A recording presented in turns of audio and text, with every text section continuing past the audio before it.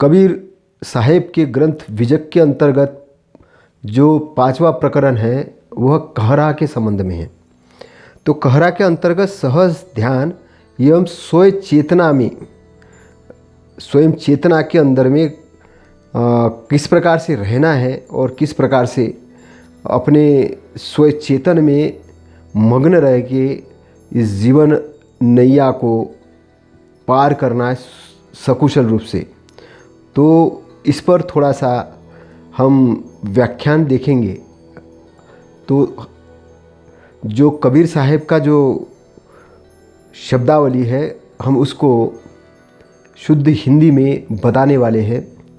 तो कृपया आप उसके अर्थ को समझिए और ध्यानपूर्वक समझने का प्रयत्न करिए। कबीर साहेब इस कहरा के अंतर्गत साधकों से कह रहे कि हे साधकों, मैं तुम्हें बारंबार निर्देश करता हूँ कि तुम सहज निज चेतन स्वरूप के ध्यान में सदैव निमग्न रहो और उसके सहायक सद्गुरु के निर्णय वचनों में लीन रहो। इसका अर्थ है कि जो कबीर साहेब ने निर्देश दिया है, निर्देशित किया है, तो उनका निर्देश क्या है कि आप सहज रूप से निज चेतन रूप में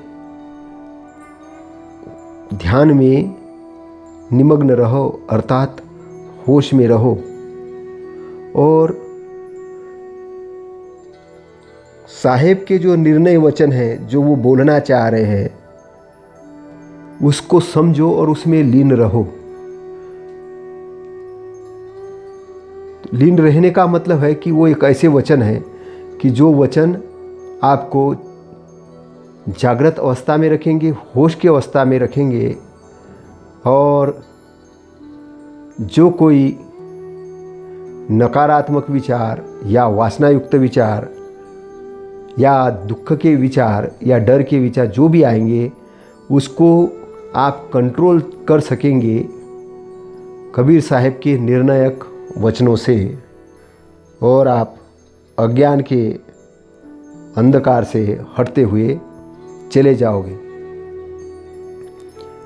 जगत में डूबे हुए इस चंचल चित्त को अपने वश में रखो। चित्त क्या होता है कि जगत में डूबता है तो वो चंचल है, इधर उधर कहीं भी भागने वाला है और ऐसे एकदम से कंट्रोल नहीं होता है, ऐसा एकदम से दिखता नहीं है, एकदम से नहीं समझ में आता है। लेकिन जब आप चेतन स्वरूप में स्थिर हो जाते हो, जब आप होश की अवस्था में हो, तो आप चित्त के स्थिति को समझते हो और उसके चंचलता को भी समझते हो और उसके चंचलता को समझकर आप उसको अपने वश में रखते हो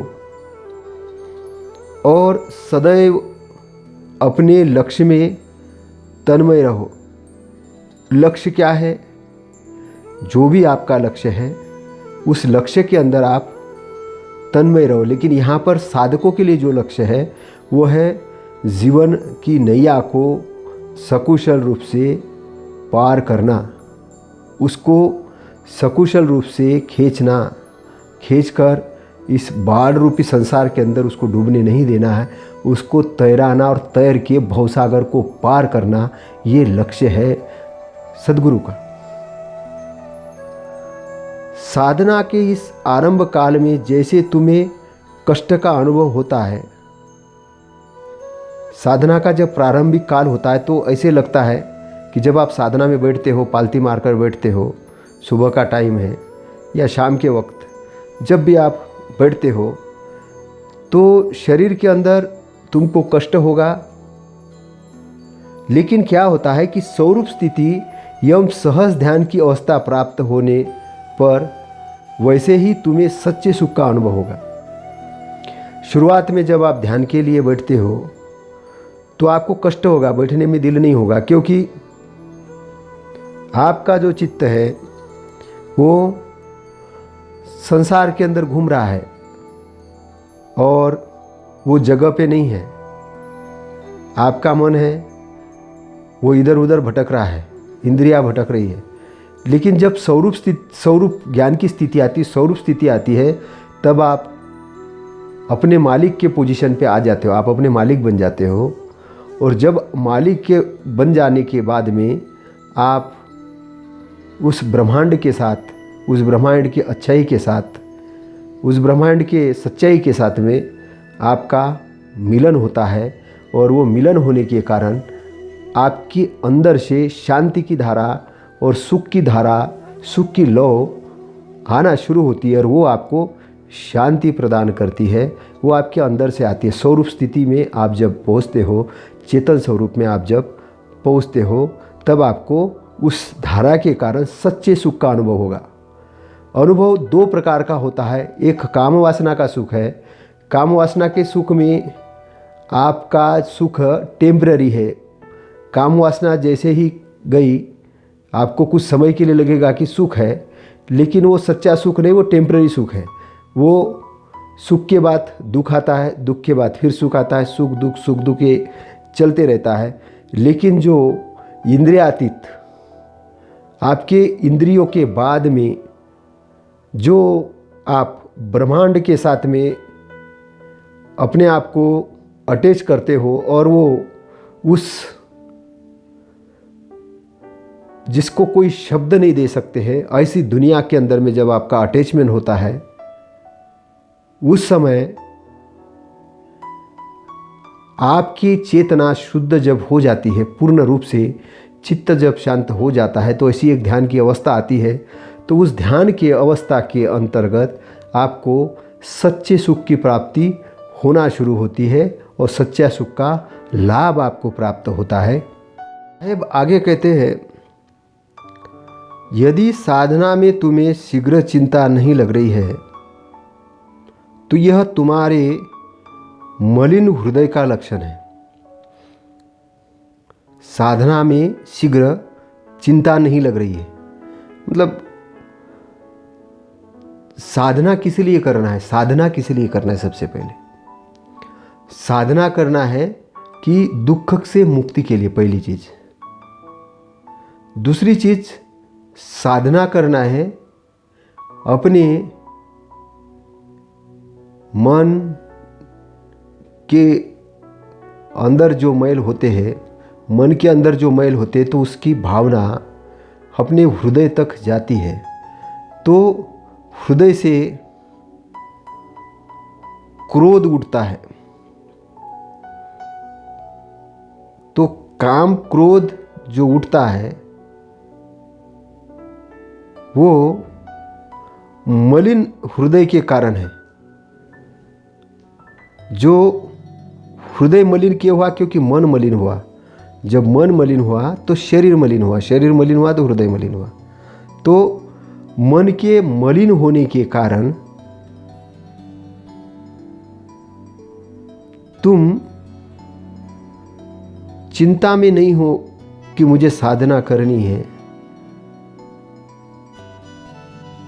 साधना के बारे में, शारीरिक जो साधना है उसके बारे में चिंतित नहीं हो। उसका कारण है कि तुम्हारे मन में काम या क्रोध है। तो अपने मन को शुद्ध करो, चित्त को शुद्ध करो। जब मलों को दूर कर लोगे तो फिर साधना में जाने की चिंता लग जाएगी कि मुझे साधना करना है, क्योंकि फिर एक दिशा मिलेगी, एक लक्ष्य मिलेगा।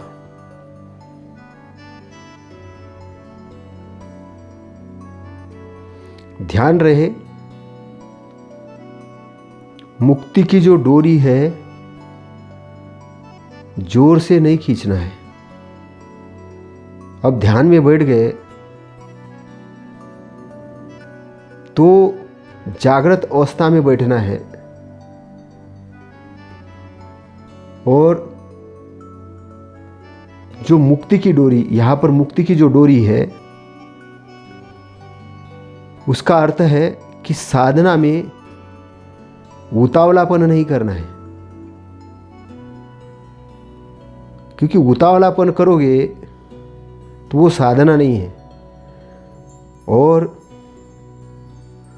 फिर ना आप चित्त को समझ पाओगे ना मन के मैल दूर कर पाओगे, क्योंकि वो आरोपित ध्यान होगा। जो आरोपित ध्यान है तो वो समझने वाली बात नहीं है, वो आपकी तैयार की हुई चीज़ है। यहाँ तो हमको शरीर के बाद वाली स्थिति, मन के बाद वाली स्थिति जो समयातीत है उस तक पहुँचना है। तो उस तक पहुँचने के लिए क्या करना पड़ेगा? हमको उतावलापन नहीं, स्थिर होके जागृत होके अपने शरीर पर ध्यान देना होगा। अपनी शरीर के श्वासों पे ध्यान देना, जो नाक से श्वास आ रहा है उस पर ध्यान देना होगा। आते जाते विचारों को केवल विटनेस बन के देखना होगा और देखते देखते देखते देखते आप स्वरूप स्थिति में आ जाओगे। तो स्वरूप स्थिति में आने के बाद आप मन को समझ जाओगे और मन को समझ के मन को कंट्रोल करना शुरू कर दोगे। फिर मन आपको नहीं चलाएगा, आप मन को चलाएंगे, क्योंकि अब आप मालिक हो चुके होंगे, आप स्वरूप स्थिति में आ चुके होंगे। आपको समझ में आ चुका होगा कि अच्छा मन ऐसा चलता है, ऐसी ऐसी बातें दिमाग में उपजाता है, ये विचार लाता है, वो विचार। अब आप उसको डायरेक्शन देने का काम करोगे, क्योंकि स्वरूप स्थिति में आप आ गए हो। लेकिन आप अपने स्वरूप स्थिति में नहीं हो तो आप मन के गुलाम हो जाओगे। तो मन आपको नचाएगा बंदर जैसा, आप बंदर जैसे नाचोगे। तो ध्यान के भी दो प्रकार होते हैं, एक है कि मन को कंट्रोल करने वाला भी ध्यान होता है और एक है कि मन के कंट्रोल में चले जाने वाला ध्यान है ना। तो यहाँ ध्यान ऐसा नहीं करना, उतावलेपन वाला नहीं करना है, शांत चित्त से ध्यान करना है। देखो, मनुआ से कह दो कि वह अपने आप को मारकर रखे। अब मारकर रखने का मतलब क्या है कि कभी कभी मन से क्रोध जाग जाएगा। कैसे जागेगा? किसी ने निंदा या उपवास किया तो चिढ़ पैदा हो जाएगी, मन में चिढ़ पैदा हो जाएगी। तो चिढ़ना नहीं, वहाँ पे खींचना नहीं है और उलझ कर बोलना भी नहीं है। कैसा बोलना है? शांत होके बोलना है। क्योंकि पेट्रोल से कई आग लगी है और उसी में अगर आप पेट्रोल ही डालोगे तो आग और भड़केगी। आपका उद्देश्य आग को भड़काना नहीं है, आपका उद्देश्य है आग को शांत करना। तो जो ज्वलनशील गर्म चीज़ें उसके अंदर में कौन सी शांत चीज़ डालना होगा, जैसे पानी है या कोई गैस है कि जो उस आग को बुझा सके। तो यहाँ क्रोध वाली जो आग है, जो उपहास करके बोल रहा है, निंदा करने के उद्देश्य से बोल रहा है, आपको भड़काने के उद्देश्य से बोल रहा है, तो उस दशा में क्या करना है? उससे शांत होकर ही बोलना है। शांत होकर बोलने से क्या होगा कि आप अपने कंट्रोल में रहोगे, आप अपने कंट्रोल में रहोगे और आप सारी चीज़ों को कंट्रोल कर लोगे। तो कोई उपवास करे, निंदा करे, आपकी उपहास करे, आपकी निंदा करे, तो उससे खींच कर नहीं बोलो, उसको शांति से ही बोलो। मान्यवर मित्र, सद्गुरु एवं संतों के प्रति मित्रता कभी नहीं छोड़ना। मान्यवर मित्र, मान्यवर यानी अच्छे मित्र, आदरणीय मित्र। मित्र तो बहुत सारे, सभी मित्र हैं, अपने सभी दोस्त हैं, लेकिन मित्र को भी एक श्रेणी होती है। उनमें जो मान्यवर, जिनका आप आदर करते हो, अच्छे मित्र। आदर क्यों करते हो? क्योंकि वो आपके लिए कुछ अच्छा ही चाहते हैं, आपका सच्चा मार्गदर्शन करते हैं, आपको हर परिस्थिति में सहयोग करते हैं, तो वो आपके लिए मान्यवर मित्र होते हैं। सद्गुरु गुरु भी दो प्रकार के होते हैं। एक तो वो गुरु कि जो बहुत सारे गुरु हैं, लेकिन एक है सद्गुरु, सद यानी अच्छे वाले जो गुरु है, जो सच्चे गुरु है। अच्छे और सच्चे जो गुरु है, वो गुरु क्या होते हैं? वो निष्पक्ष रूप से आपको सही मार्गदर्शन करते हैं, आपको लूटने के लिए नहीं, आपको बहकाने के लिए नहीं, आपको चालाकी से अपने कंट्रोल लेने के लिए नहीं कि आप उसको गुरु मानो और उसकी पूजा करो, इसके लिए नहीं।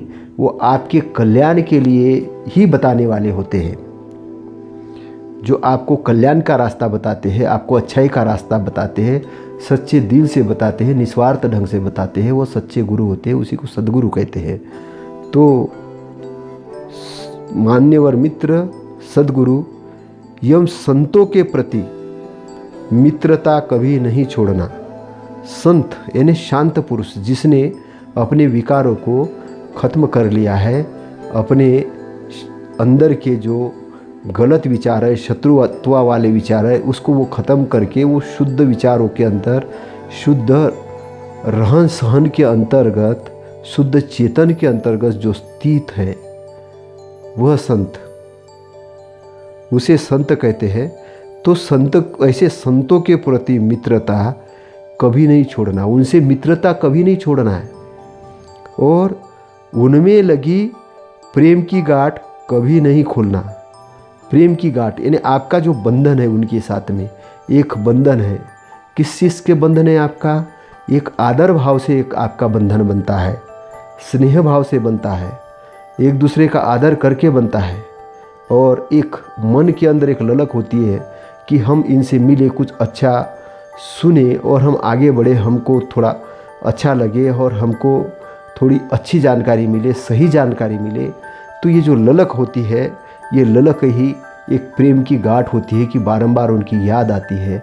उस याद को ख़त्म नहीं करना, उस याद को अपने साथ रखना, क्योंकि वो यादें ही वो गांठें हैं उनकी, अच्छी वाली यादें ही प्रेम की गांठें हैं कि वो खोलना नहीं है, उसको बांध के रखना, वारंवार उनके प्रवचन सुनना, उनसे मार्गदर्शन लेना, उनकी जो अच्छी किताबें हैं, अच्छा साहित्य है, वो आप अध्ययन करना, उनके बताए हुए ध्यान विधियों को अध्ययन करना और अपने स्वरूप स्थिति के अंदर आना, होश के अंदर आना और अपने को सतपथ पे लगाना।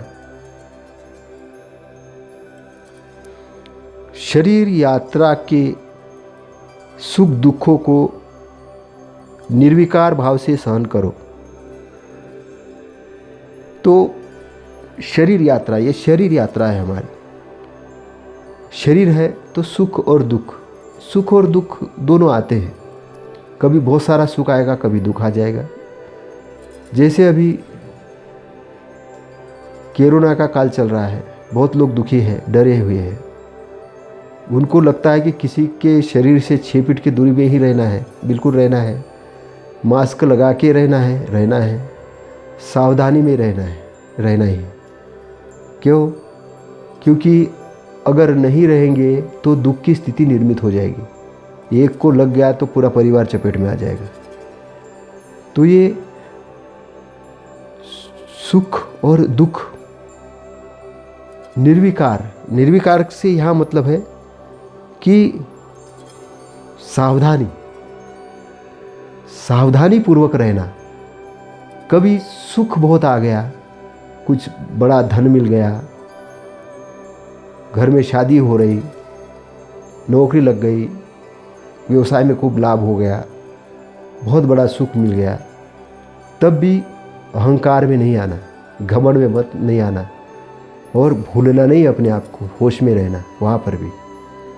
तो दुख में दुखी नहीं होना और सुख में बहुत ज़्यादा उतावलापन नहीं दिखाना, दोनों इसको एक खेल जैसा समझना, निर्विकार रहना, उसमें चिपकना नहीं, आसक्त नहीं होना, और आसक्त न होके उसको सहन करना, सुख को भी सहन करना, दुख को भी सहन करना। आपकी स्थिति सुख और दुख को सहन करने वाली स्थिति होनी चाहिए, ऐसे साहब कहते हैं। और व्यवहार में मिले हुए खान पान, वस्त्र, मकान, प्राणी पदार्थ, अधिकार आदि के लोभ मोह व राग द्वेष में ये कभी मत भूलो और युक्तिपूर्वक योग साधना करो।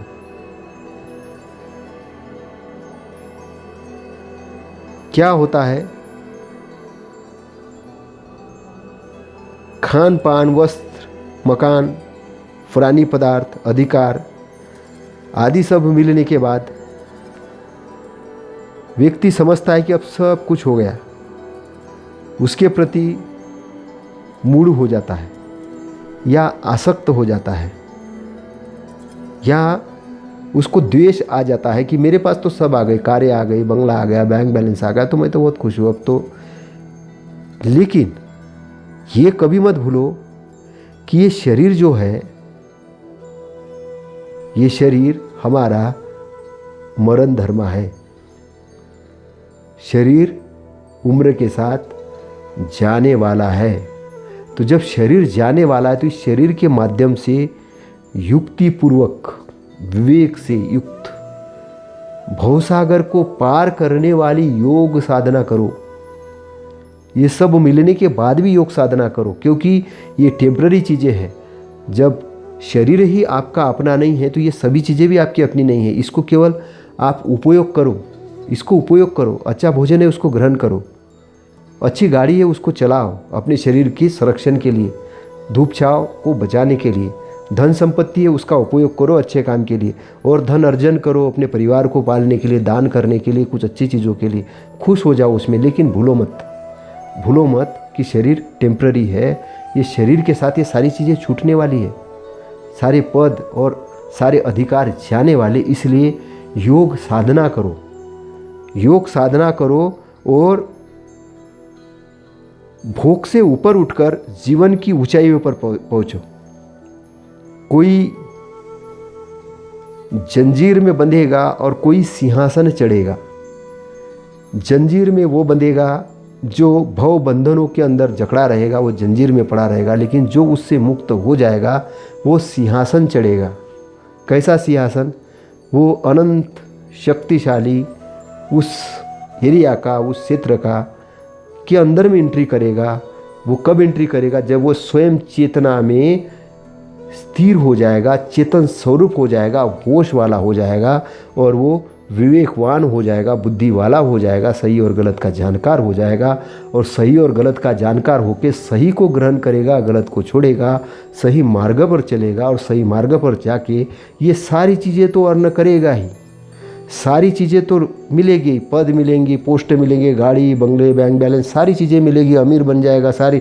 लेकिन इसके साथ साथ में योग साधना करके वो अपने जीवन में एक ऊंचाई पे पहुंचेगा, आंतरिक ऊंचाई पे। ये भी एक बहुत बड़ा धन है जो कभी नहीं खत्म होने वाला। तो इसको नज़रअंदाज नहीं करना है, इसको नज़रअंदाज नहीं करना है इन पदों के चक्कर में, इन अधिकारों के चक्कर में कि मैं बहुत बड़ा व्यक्ति बन गया हूँ, मैं प्रधानमंत्री बन गया, मैं राष्ट्रपति बन गया, मैं बहुत बड़ा बिजनेसमैन बन गया, मैं कुछ बहुत बड़ा ज्ञान। इसमें नहीं भूलना है कि आपको साधना करनी है, आपको होश वाला बनना है, आपको उसमें खो नहीं जाना है। नहीं तो कभी कभी लोगों को आपने देखा होगा, बहुत सारे ऐसे व्यापारी खड़े हो जाते हैं या बहुत सारे लोग, और वो अय्यासी में डूबते हैं, और बाद में पता चलता है कि उनको कोई किसी इसमें फंस के वो अपनी जीवन लीला को गलत डायरेक्शन में ले जाते हैं। तो ऐसा नहीं करना है। ऐसा कबीर साहब कह रहे हैं कि योग साधना में लगो, योग करो, साधना करो। योग से मतलब है कि जुड़ो, कैसे? अच्छाई से जुड़ो, अच्छाई से जुड़ो, उसकी अच्छाई की साधना करो और कल्याण मार्ग पर आगे बढ़ो, कल्याण मार्ग पर आगे बढ़ो और जीवन की ऊंचाई पे पहुँचो। कैसे पहुँचो? जीवन की ऊंचाई कहाँ पर है? जीवन की ऊंचाई सच्चाई के अंदर ऊंचाई है। जब हम अपने आंतरिक रूप से आते हैं, अंदर आते हैं, चेतन स्वरूप में आते हैं, तब हम जीवन के ऊंचाई पे पहुँचते हैं। एक सामान्य आदमी की जो चेतना होती है ये एक निम्न लेवल की चेतना होगी, लेकिन एक बड़े बुद्धिमान आदमी है, ज्ञानी अरहंत है, उनकी चेतना थोड़ी अलग ढंग से चेतना होगी।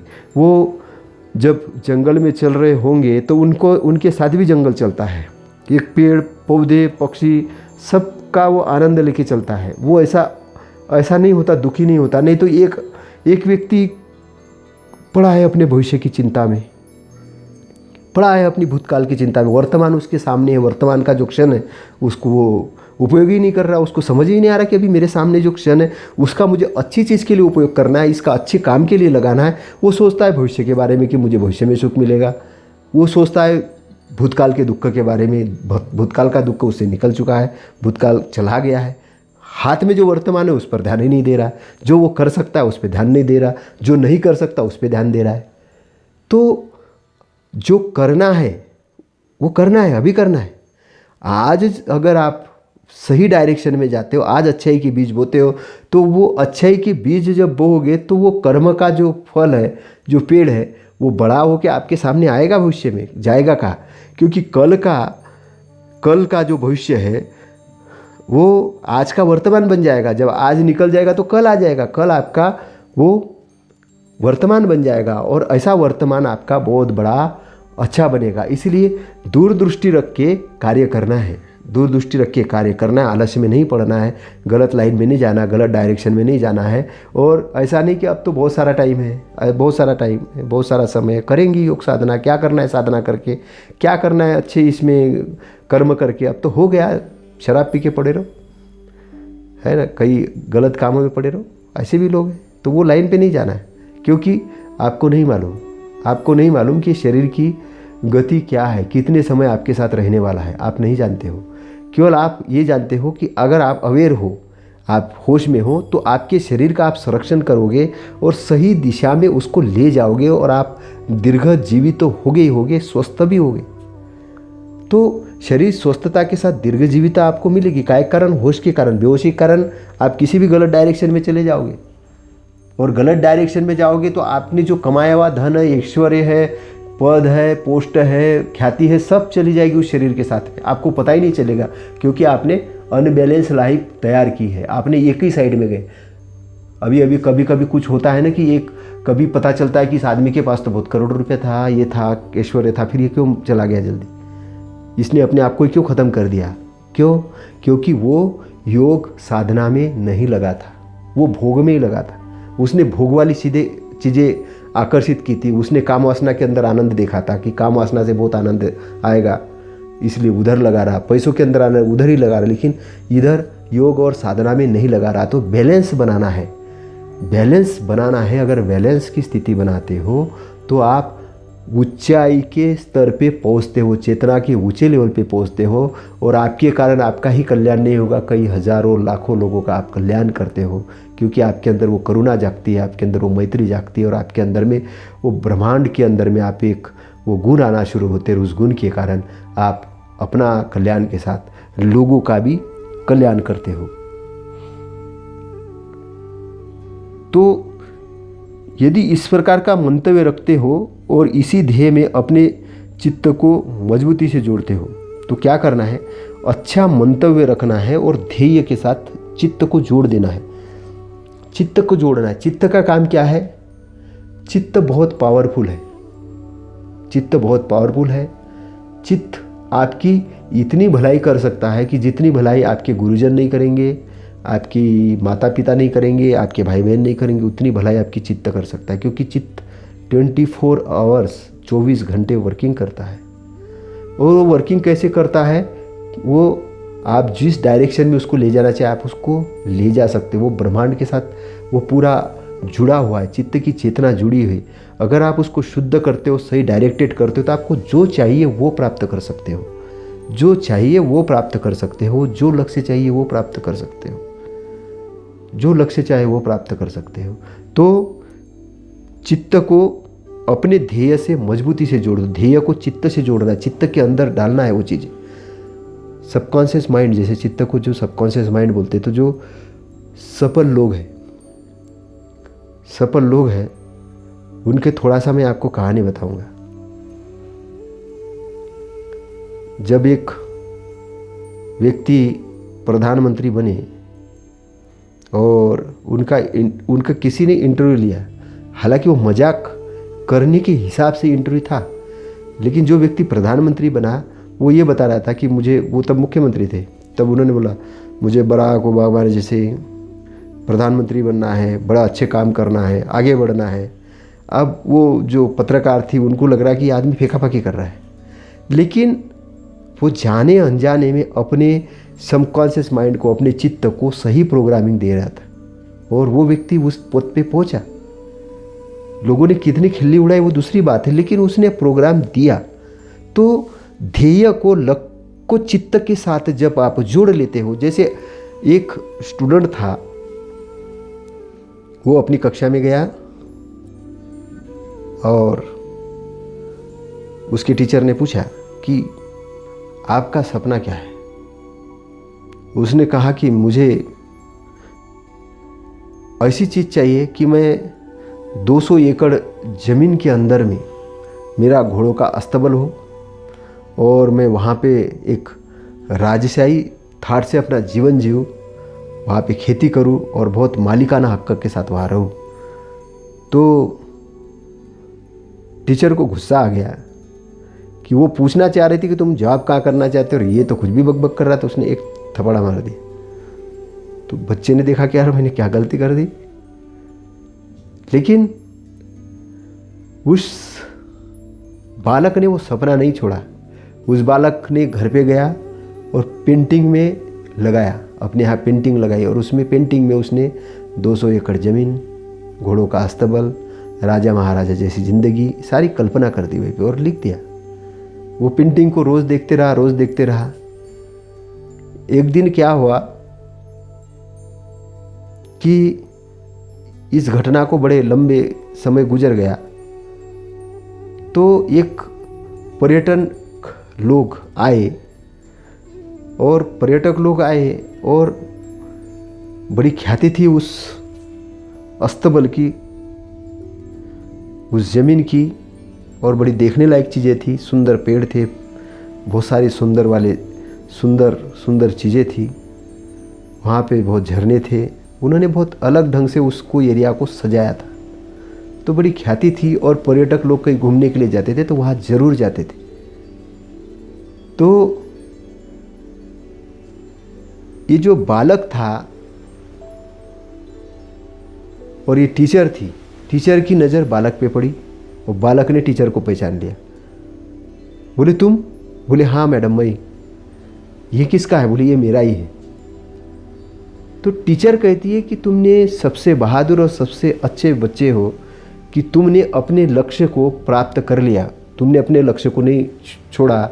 भले ही मैंने नहीं समझ पाया तुम्हारे लक्ष्य, लेकिन तुमने अपने लक्ष्य को स्थिर करके रखा, विजुअलाइज किया और तुमने उसको पा लिया।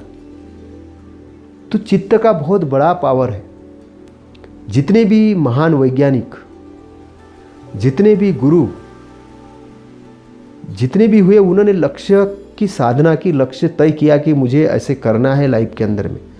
अचानक नहीं होता है, अचानक कोई चीज़ घटित नहीं होती है। जो कुछ आपको ऐसे कहते कि बस अचानक आप अनंत हो जाओगे,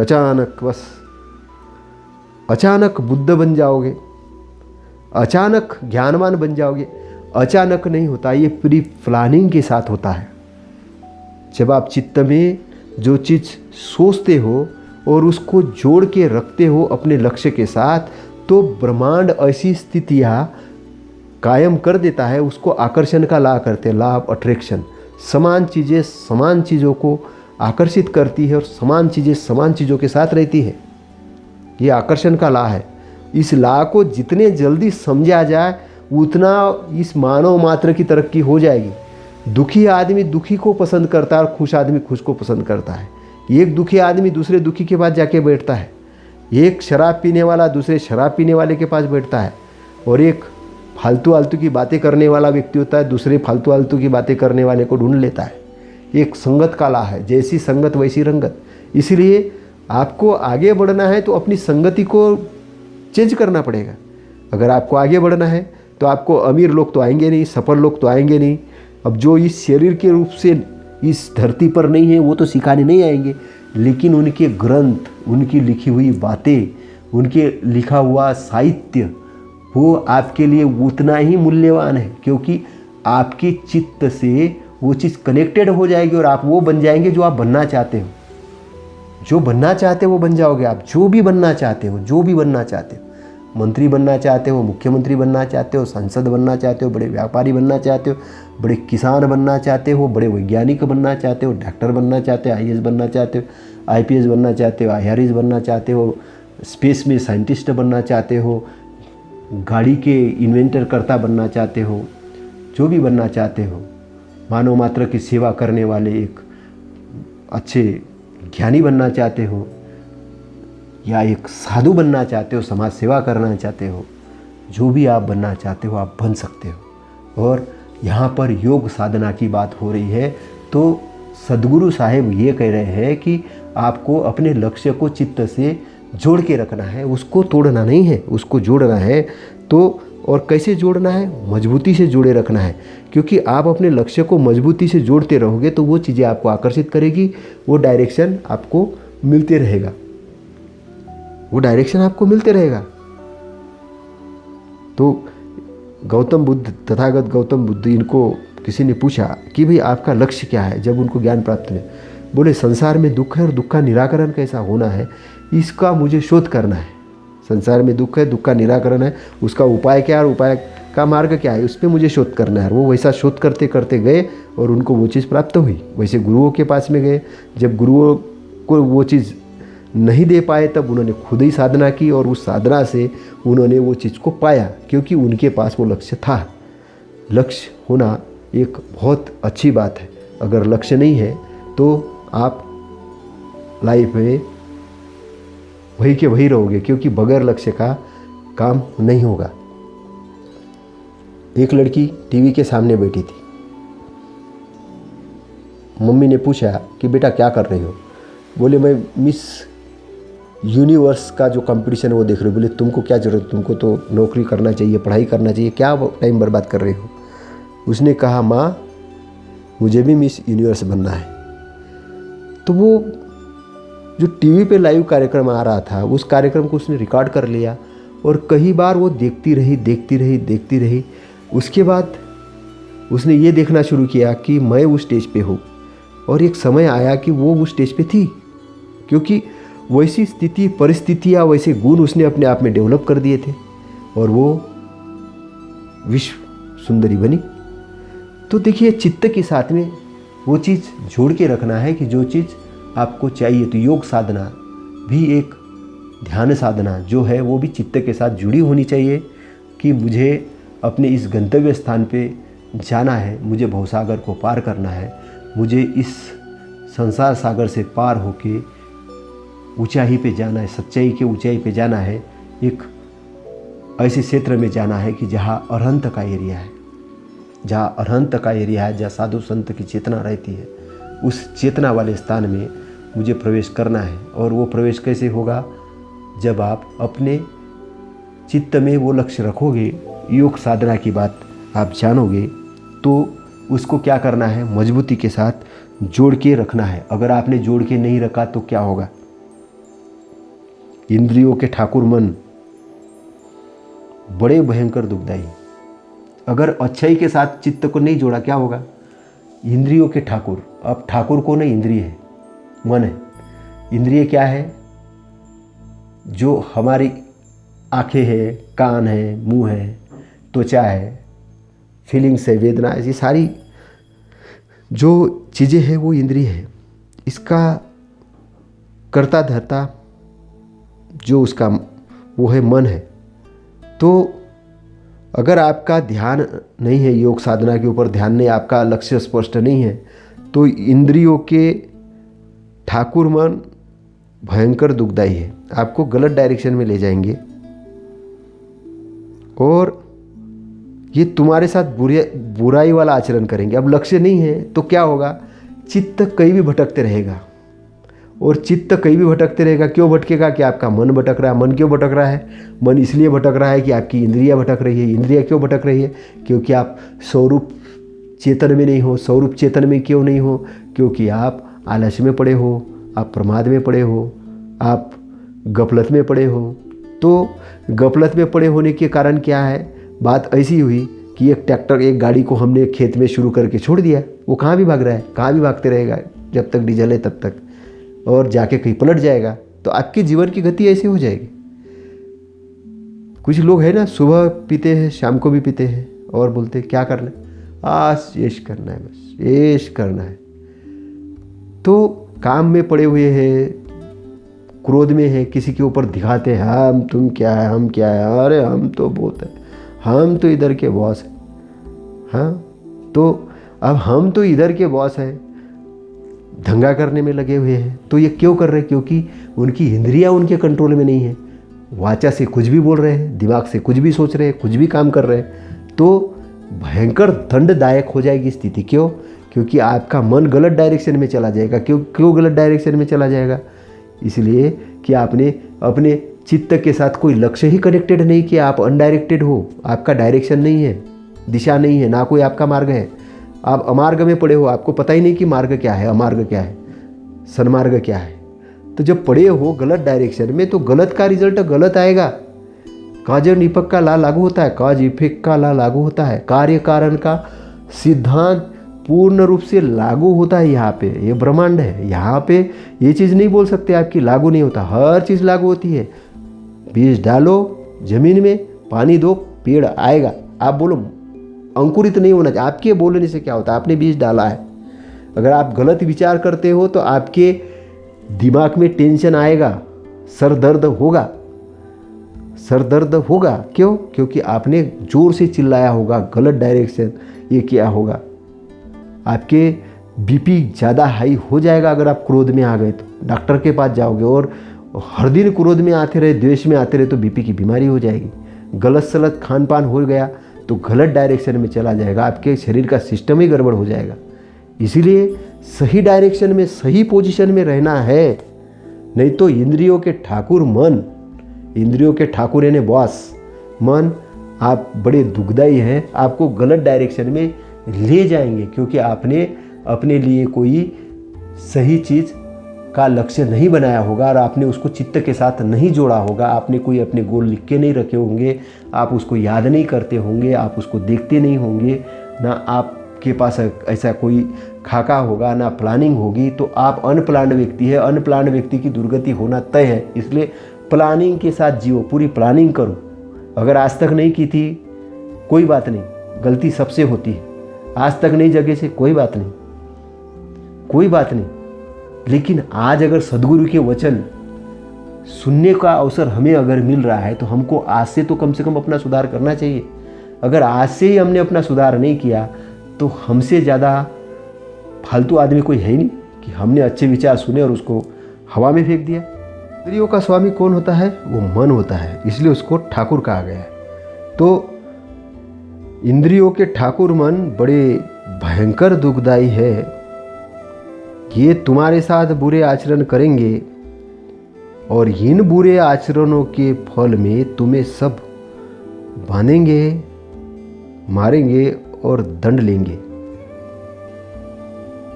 तब जाकर तुम्हारा उन्माद ठंडा होगा। बुरे आचरण का परिणाम बुरा आता है। इसीलिए मन को सही डायरेक्शन में ले जाओ, उससे सही आचरण करो। सही आचरण करने के लिए अपने मन के कर्मों को ठीक करना है। मन के कर्मों को ठीक करने के लिए अपने वाणी के कर्म ठीक करना है, और वाणी के कर्मों को ठीक करने के साथ साथ में शरीर के कर्म भी ठीक करना है। तो मन, वाणी और शरीर की तीनों कर्मों को ठीक करना है। जब कालबली आ पहुँचेगा तब उसके डंडे तुम्हारे पीठ पर खूब तड़ातड़ पड़ेंगे। तुम्हारे सब कुटुंबी खड़े होकर यह तमाशा देखेंगे, परंतु उस समय किसी के कहने से तुम मौत के हाथ से छूट नहीं सकोगे। एक तरफ तो तुम्हारे स्वजन एवं मित्र विनयावनत हो कालबली के पाँवों को पकड़कर छोड़ देने की प्रार्थना करेंगे, दूसरी तरफ वह इतना कठोर है कि वो किसी की विनती नहीं मानता।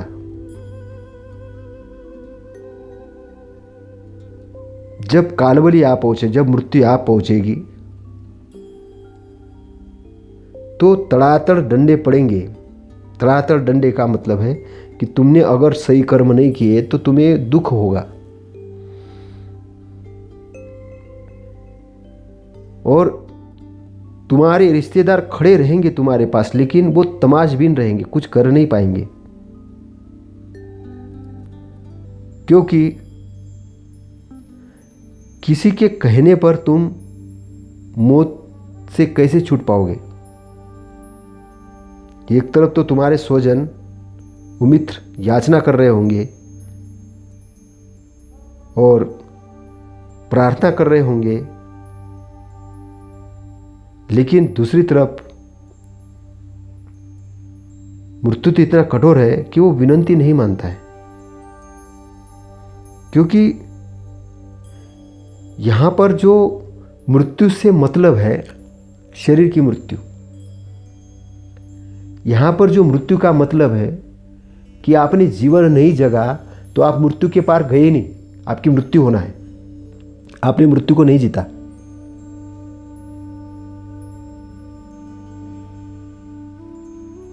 संसार में मृत्यु उसी की होती है कि जो मृत्यु को नहीं जीतता है। जिसने मृत्यु को जीत लिया वो भवसागर को पार कर लिया, उसका शरीर तो चला जाएगा लेकिन उसकी मृत्यु नहीं है। वो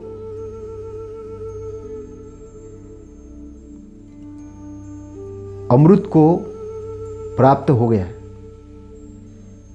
उसने अपने मृत्यु पर जीत प्राप्त कर ली। एक जीत प्राप्त करने वाला है और एक मृत्यु से हारने वाला है। जिसने मृत्यु को हरा दिया वो तो ये शरीर को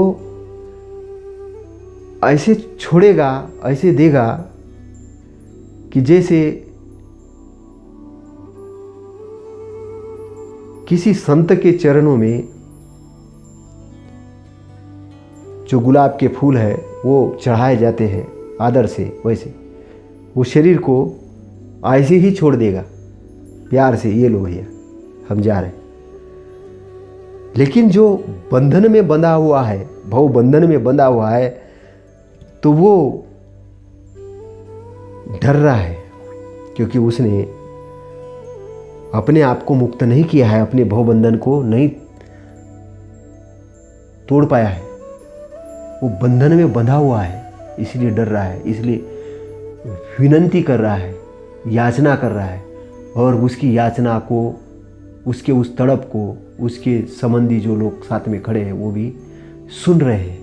वो भी विनती कर रहे हैं मृत्यु से कि इसको बचा लो, इसको मत ले जाओ। वो भी बोल रहा है कि मैंने जीवन तो जगा नहीं है, मुझे और कुछ दिन का जीवन चाहिए। लेकिन वो मृत्यु विनती नहीं सुन रही है, ऐसा कबीर साहब कहते हैं। तो वो क्यों कह रहे हैं? वो इसलिए कह रहे हैं कि एक तरफ तो तुम्हारे स्वजन मित्र विनय याचना कर रहे हैं, लेकिन कालबली नहीं छोड़ रहा है, प्रार्थना नहीं सुन रहा है, और वो कठोर है, वो विनती नहीं मान रहा है। और तुमने गलती क्या की? जीवन भर तो तुम सत्य से अपरिचित रहे। तुमने पहली गलती जो की, तुम सत्य से अपरिचित रहे, सत्य को समझने का स्थान ही, टाइम ही नहीं दिया, तुमको अहंकार में डूबे थे। तुमने बंधन, वासनादि के बंधन को समझने की चेष्टा ही नहीं की, और ना उससे पार जाने के बारे में तुमने कभी सोचा। अब मौत के समय में तुम इन महत्वपूर्ण विषयों को कैसे समझ सकते हो और कैसा अपना उद्धार कर सकते हो? अब शरीर ही नहीं है, जा रहा है शरीर, और तुम महत्वपूर्ण विषय को समझना चाहते हो, कैसे कैसे समझोगे? क्योंकि अब तुम होश में ही नहीं हो। तो अंत में तो मृत्यु बुला ही लेती है। वो किसी से पूछती नहीं है और निश्चिल होकर कर्म का फल देती है। तुम जीवन भर भवतारक सद्गुरु या संतों से अहंकार भरी बातें करते रहे। तुमको जीवन भर जो भवतारक, तुमको भव से पार करने वाले जो संत थे, जो सद्गुरु थे, उनसे तुम अहंकार की बातें करने लग गए कि तुमको क्या समझता है, मुझे ही सब कुछ समझता है, मैं वो जाति का हूँ, वो वर्ण का हूँ, ये ज्ञानी हूँ, वो ज्ञानी हूँ। बड़े अहंकार की बातें करने लग गए।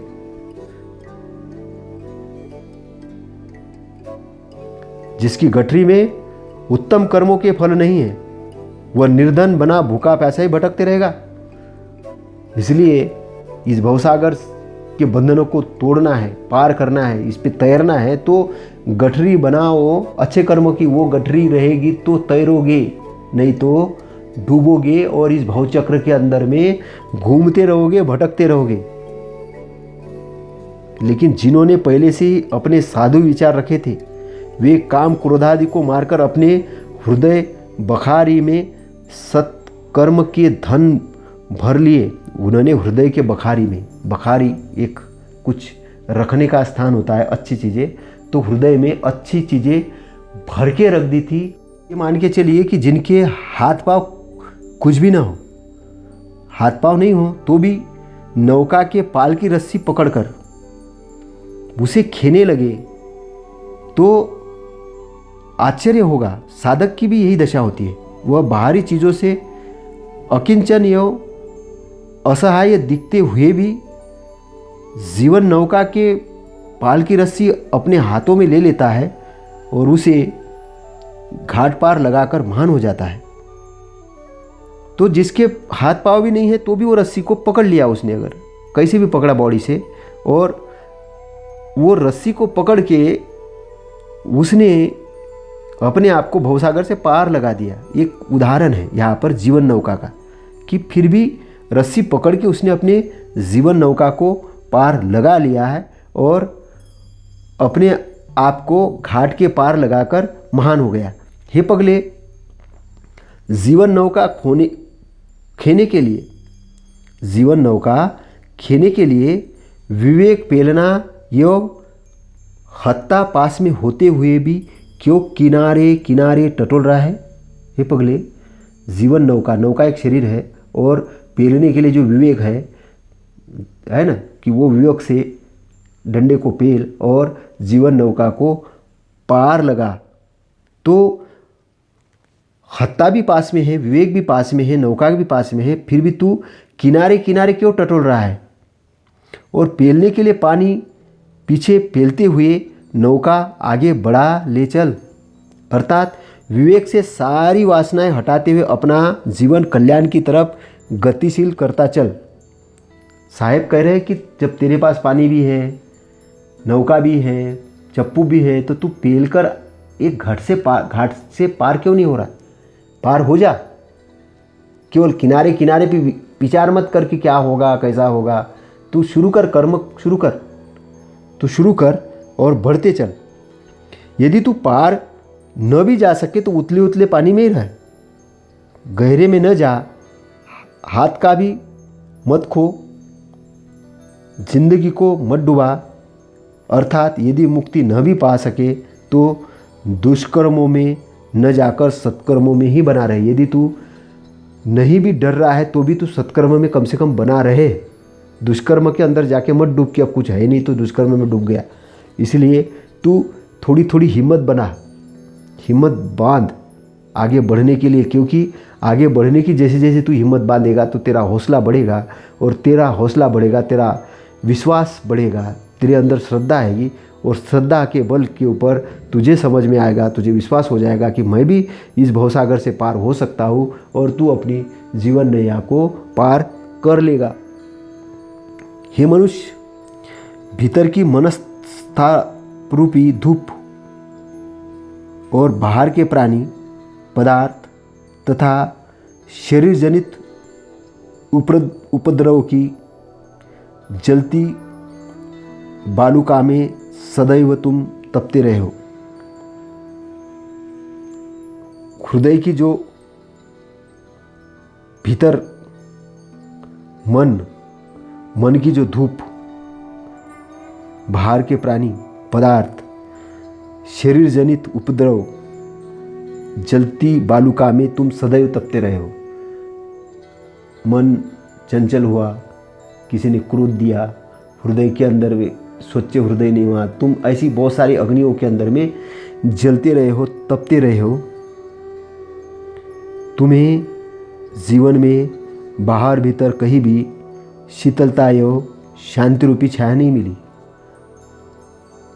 तुम्हें बाहर और भीतर शीतलता रूपी शांति रूपी छाया नहीं मिली। इस प्रकार संसार के दुख रूपी गर्मी में तुम सदैव गलते और जलते रहे। संसार के ऐसे तापों को जानकर भी उससे बचने के लिए तुमने विवेक की छत क्यों नहीं बना ली? कब शरीर तुम तप रहे हो, जल रहे हो, दुखी हो रहे हो, तो सारी चीज़ें क्यों है? क्योंकि तुमने विवेक की छत नहीं बनाई। अगर तुमने विवेक की छत बनाई होती तो तुमको पता चलता कि ये दुख क्यों आया है, इस दुख को कैसे ख़त्म करना है। उस दुख को अपने अंदर ही नहीं लेते, तुम क्रोध को अंदर नहीं लेते, तुम द्वेष को अंदर नहीं लेते, तुम गलत चीज़ों को एंट्री नहीं करने देते, क्योंकि तुम्हारे पास विवेक था। तुमने विवेक को जगाया नहीं, विवेक की छतें नहीं बनाई, और तुम तो मूर्ख बने रहे और जो चीज़ आ रही आने दिया, और गर्मी सहन करते रहे, दुखी होते रहे। किसी ने गाली दे दी, तुम क्रोधित हो गए, किसी ने प्रशंसा की, तुम बहुत आनंदित हो गए। तो ऐसा पता चला कि तुम्हारा अंदर तो कोई अपना विवेक ही नहीं है, तुम्हारे अंदर तो कुछ है ही नहीं। तो तुमने अपनी छत नहीं बनाई।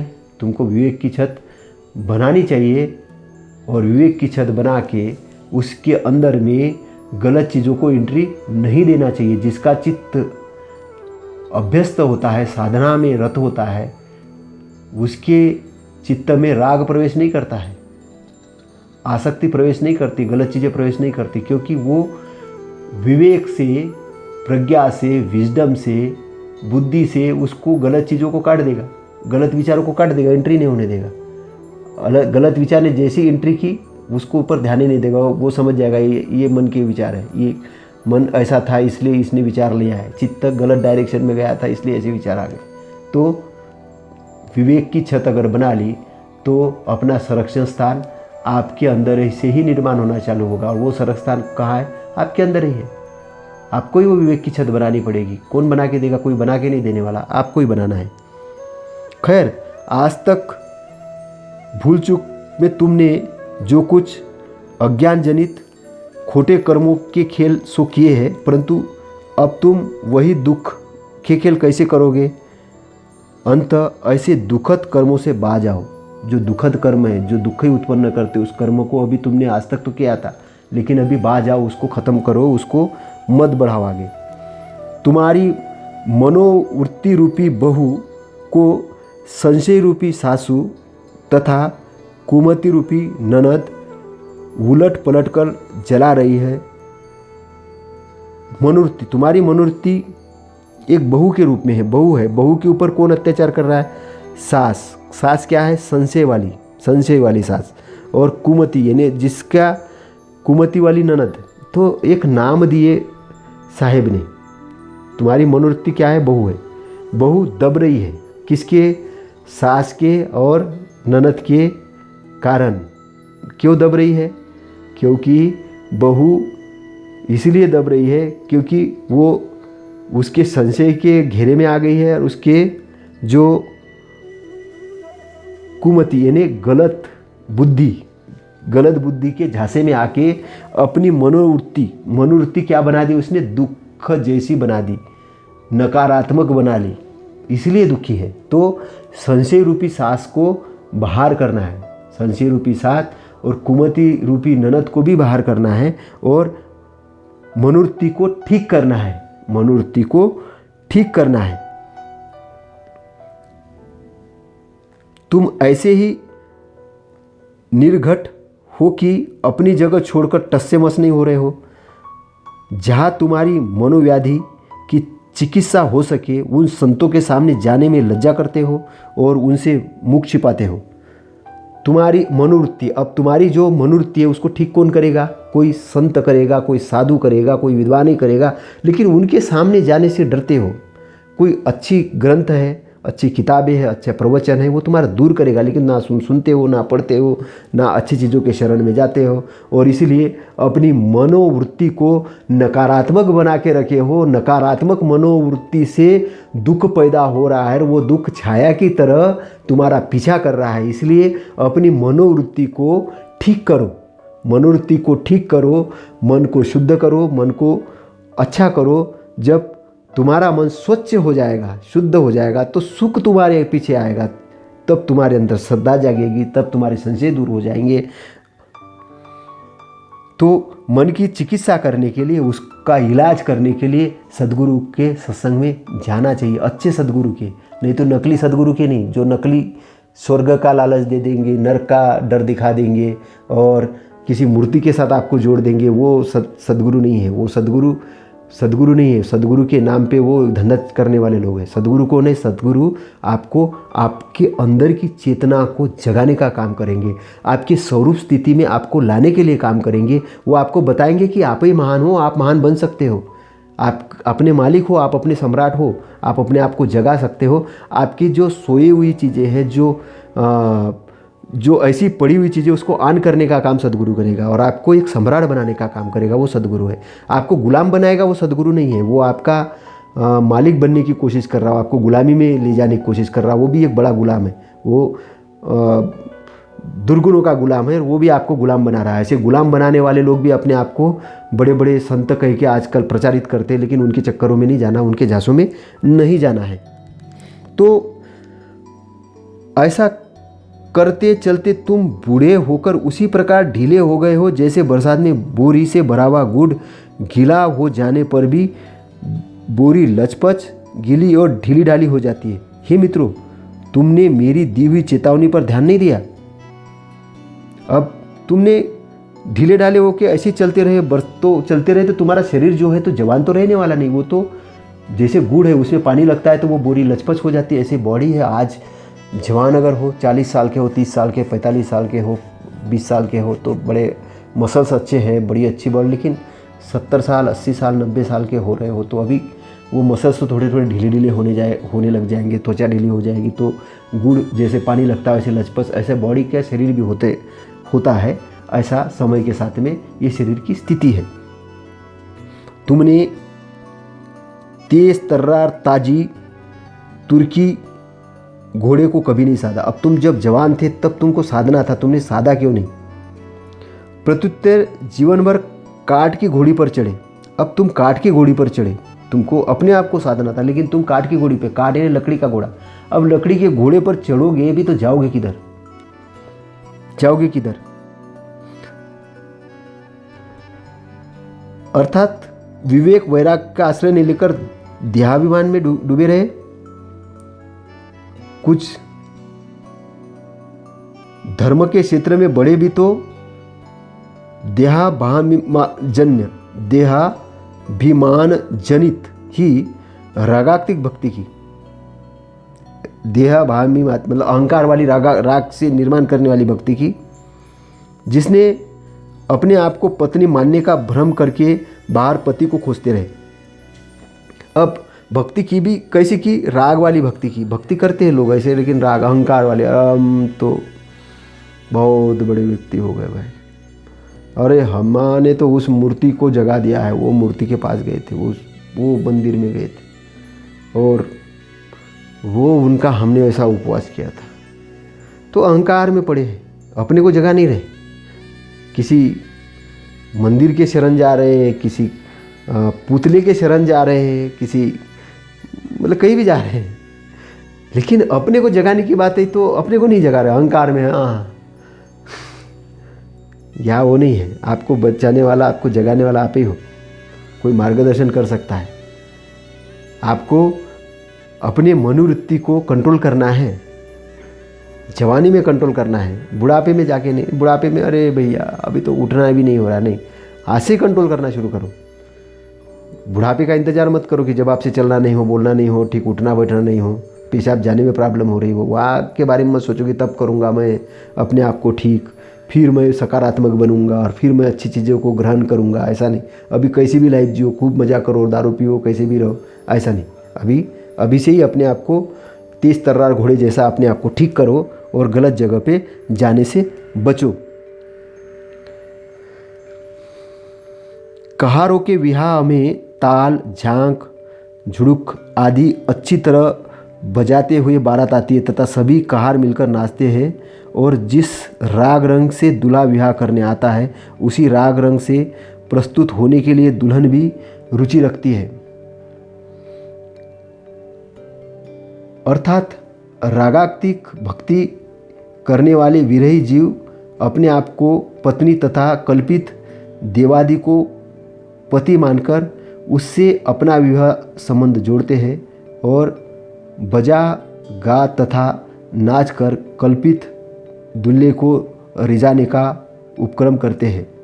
जिस भाव का देवता दूल्हा होता है उसी भाव की भक्त दुल्हन होती है। यह सब काठ के घोड़े पर चढ़कर पार होने का दुस्साहस है। अब काठ का घोड़ा है तो कई आपको तो ये भवसागर से पार होना है। कैसे पार होगे? आपका विवेक जगेगा, आपकी प्रज्ञा जगेगी, आपका विजडम जगेगा, आप होश वाले बनोगे, आप गलत चीज़ों को अपने अंदर एंट्री करने से रोकोगे, अच्छी चीज़ को ये करोगे तो विवेकवान होके आप इस कर्म की दुनिया के अंदर में, कर्म के संसार के अंदर में एंट्री करोगे और एंट्री करके आप पार करने के लिए काम करोगे। आप पार करने के लिए काम करोगे। अब आपने ऐसा नहीं किया। आप क्या कर रहे हो? मंदिर के अंदर जा रहे हो, मूर्ति पे फूल चढ़ा रहे हो, दूध डाल रहे हो और बोल रहे हो कि हम तो बहुत बड़े भक्त हैं।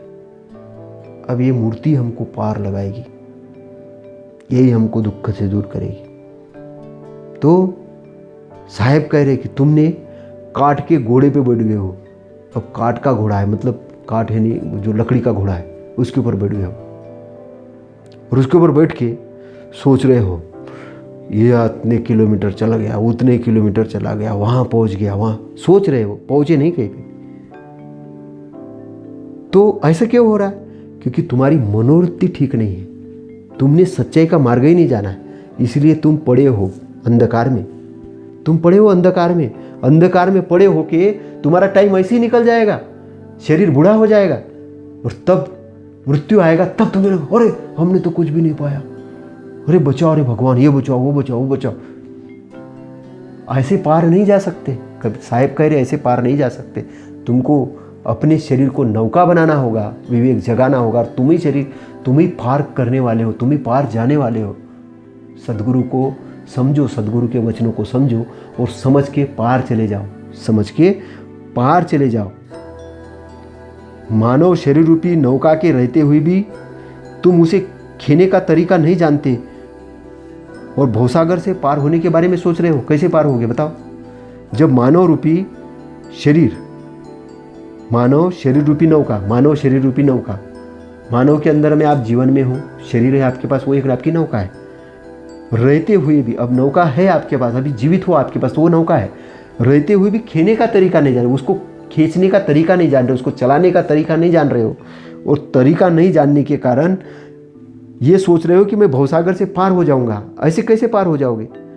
ऐसे कैसे पार हो जाओगे? कल्पना में पार नहीं हो सकते। अगर आपने तैरना नहीं सीखा और आप बोलोगे कि मैं पानी में बस कूद जाऊंगा और बस इस किनारे से उस किनारे, तो कैसे? आपको लगता है प्रैक्टिस से आएगा वो। आप पहले दिन में उतले उतले पानी में उतरोगे, हाथ पैर चलाओगे, दूसरे दिन थोड़ा सा और आगे जाओगे, फिर आइडिया आएगा, हाँ ऐसा तैरते वैसा तैरते, डर निकलते जाएगा और आपके अंदर में विश्वास आना चालू हो जाएगा, तब आप पार करोगे। लेकिन किनारे के पास में एक मूर्ति बना के बिठा दे और उसको पूछते रहे रोज, हे माँ, हे देवी माँ, हे भगवान, हे ईश्वर, हे जब कुछ तू मेरे को तैरना सिखा दे, बस भवसागर के पार ले जा। रोज पूजा कर रहे, रोज ये कर रहे, वो सोच रहे कि वो भवसागर के पार ले जाएगा। तो साहेब कह रहे हैं कि मानव शरीर रूपी नौका के रहते हुए भी तुम उसे खेने का तरीका नहीं जानते हो और भवसागर कैसे पार हो जाओगे? कैसे पार हो जाओगे? तुमको तरीका सीखना होगा, खेने का तरीका सीखना होगा, क्योंकि तुम्हारे पास शरीर है और ये शरीर, मानव जीवन में जो तुमको शरीर मिला है, ये तुम्हारी नौका है और तुम उसको खेने का तरीका जानो, उसको खींचने का तरीका जानो और तरीका अगर जान लोगे तो तुम भवसागर से पार हो जाओगे। और कबीर साहब अपने आप को प्रस्तुत करते हुए कहते हैं कि जुल्हा दास कबीर तो स्वरूप स्थिति रूपी राम रस में लीन है और यही जीवन जीने का अच्छा तरीका। राम रस यानी राम रस राम का यानी आनंद का रस, उस निर्वाण वाली, निब्बान वाली, अर्थात वो अनंत वाली पोजीशन, वो स्थिति, वो एरिया, वो सच्चाई का एरिया, वो आनंद का एरिया, उस एरिया के अंदर में, उस रस के अंदर में, उस आनंद के रस में कबीर साहेब तल्लीन है। और राम रस में लीन होकर जीवन जी रहे हैं। और जीने का अच्छा तरीका यही है। दुखी होकर जीना कोई तरीका नहीं है। दुखी होकर, क्रोध में होकर, द्वेष में होकर और ये सब मैल के अंदर घुस के जीने का तरीका नहीं है। इससे मैल को अपने अंदर से बाहर निकालो और पानी के ऊपर तैरो इन महर, ये संसार जो दुख भरा संसार है, उस संसार से, दुख से मुक्ति पा के सुख के अंदर आओ, ज्ञान के अंदर आओ। वो दुखी वाली बातचीत बंद करो, ये दुख, वो दुखी, ये वो। अब कुछ अच्छाई वाली बातचीत करो, विवेक वाली बातचीत करो, ज्ञान वाली बातचीत करो, उसमें तल्लीन हो जाओ, उसके अंदर अपने चित्त को रमाओ और तल्लीन होकर, वो राम रस के अंदर में तल्लीन होकर जीवन जियो। जीने का अच्छा तरीका वही है, कमल के फूल जैसे, कमल के फूल जैसे, कमल के फूल के जैसे जियो। पानी में है, पानी अपने अंदर नहीं लेता है, कीचड़ में है, कीचड़ अपने अंदर नहीं ले रहा, शुद्ध है और सुगंध प्रवाहित कर रहा है संसार के अंदर में, सुगंध प्रवाहित कर रहा है और अपने एक उज्जवल रंग से, कलर से और अपनी सुगंध से दुनिया को आनंदित कर रहा है, खुद को भी आनंदित कर रहा है। जीने का यही अच्छा तरीका है। खुद भी अच्छा जियो, लोगों को भी अच्छा जीने के लिए लगाओ। खुद भी अच्छा बनो, लोगों को भी अच्छा बने। खुद भी आनंदित हो, लोगों को भी आनंदित करने लगाओ। खुद भी सुखी हो, लोगों को सुख करने के लिए सहयोग करो और आगे बढ़ो। सारे संसार के लोगों की उन्नति हो कबीर साहब के वचनों को सुन के, और सभी लोग एक अच्छे पथ पे आए, अपने भवसागर रूपी इस दुख से इसी जीवन में मुक्त होकर अपने जीवन का आनंद ली। तो क्या करना है? राम रस में आना है, राम रस में डूबना है। राम रस में कब डूबेगा आदमी? जब वो स्वरूप चेतन में आएगा, स्वरूप चेतन में आएगा, तब राम रस में डूबेगा। राम रस का मतलब वो राम नहीं कोई, यहाँ पे आपका राम, आपके अंदर की चेतना वाला राम, आपका अपना राम, वो है राम, है ना। तो विवेक की स्थिति में, ज्ञान की स्थिति में जो अंदर से जो सुख आता है, जो सुख आता है, वो सुख एक आपके सत्कर्मों का परिणाम है। इसलिए आपको आलस में नहीं रहना है, द्वेष में नहीं रहना है, क्रोध में नहीं रहना है, वासना में नहीं रहना है, आसक्ति में नहीं रहना है। आपको जीवन एक अच्छा जीना, अच्छे कर्म करना है, जागृत रहना है, होश वाली स्थिति में रहना है और एक्टिव रहना है। हर मन की तरफ ध्यान देना है, चित्त को सही लक्ष्य के ऊपर फोकस करना है, कर्मकांडी नहीं बनना है, ध्यान वाला बनना है, योग वाला बनना है।